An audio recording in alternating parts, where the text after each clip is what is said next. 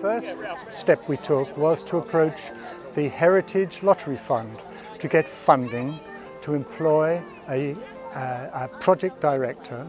We managed to find an extremely well qualified lady, and we set out a program which consisted of involving all of the local communities, parish councils, the AO&B itself, and the Guildford Borough Council.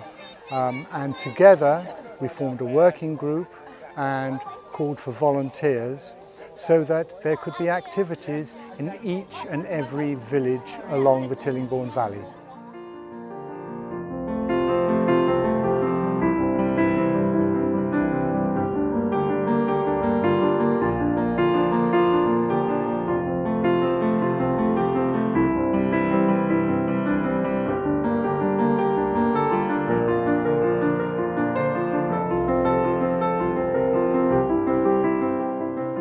John and Elizabeth kept going, and they put some money aside and they saved every penny they had.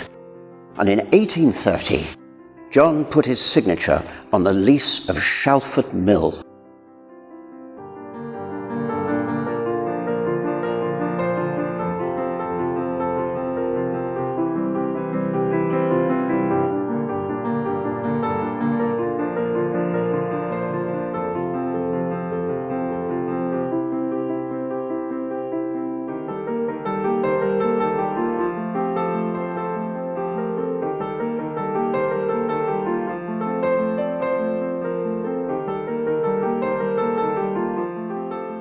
I was involved right from the beginning. As a local artist, the team were quite keen for me to be involved. So the process is the team has done some serious detailed research on the characters in the Tillingbourne Valley, worked with the storyteller who has created the written character. I then take that written character and I turn the characters into these real illustrations, and I then create these puppets out of paper mache.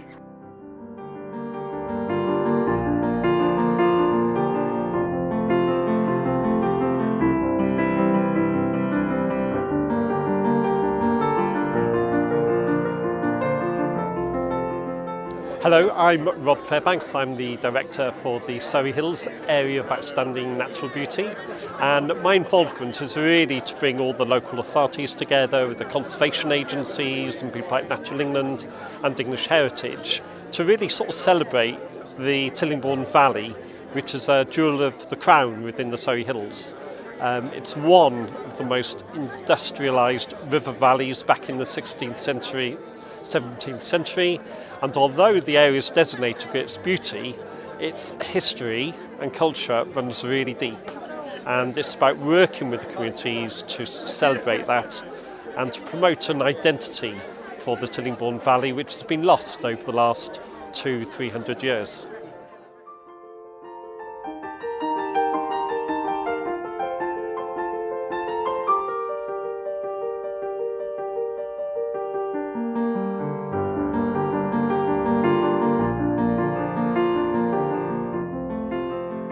Our involvement, I think, is really key to the children's understanding and making them aware of just how rich the history is in this area. The amount of mills in such a small space and the heritage that's along the river is fantastic. So it's a chance for the children to really become aware of that history and to learn about the importance of the mills along the river.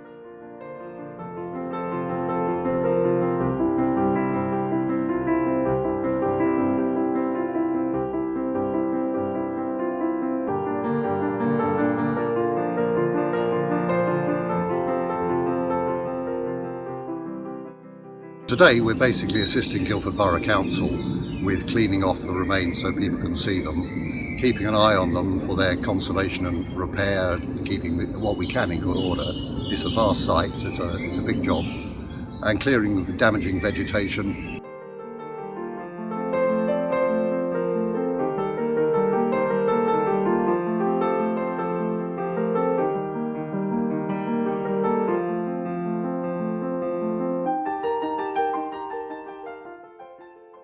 It was dilapidated. It was almost it was derelict when the Ferguson gang spied it and asked to buy it from Godwin Austen.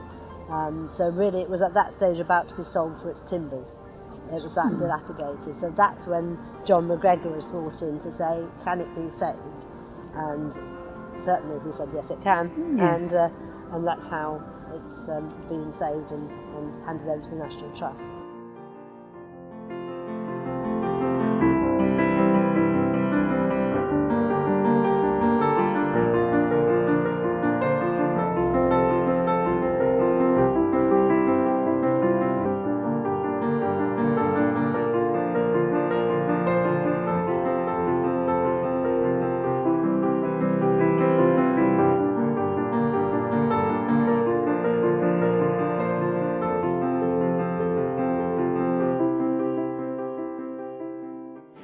So I'm running a riverfly training session, so I'm training some volunteers up on the Tillingbourne stream how to monitor the invertebrates within the river.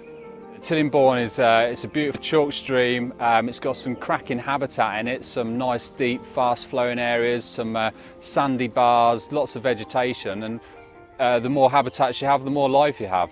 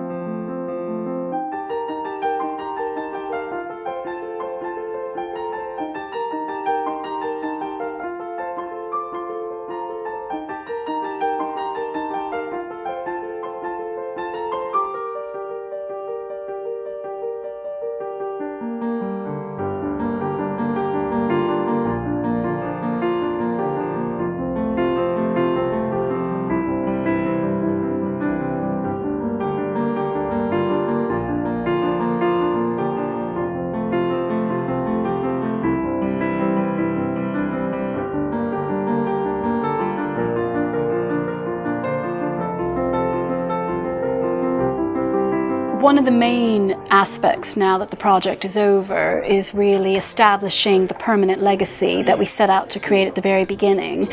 And this is why it's so brilliant to have Shear Museum right here in the heart of Shear, where the Tillingbourne Gallery has just been launched. The Tillingbourne space, the Tillingbourne Gallery, is really meant to highlight and feature all the aspects of the project that wouldn't necessarily be able to go up on the website. One of the hopes is that certain aspects of it will carry on for at least the next 5 years, if not even the next 10 years. So the trail leaflets are now available. They're going to be placed locally in the communities in the hopes that we can get people out and about and walking and made more aware of what their heritage around them is.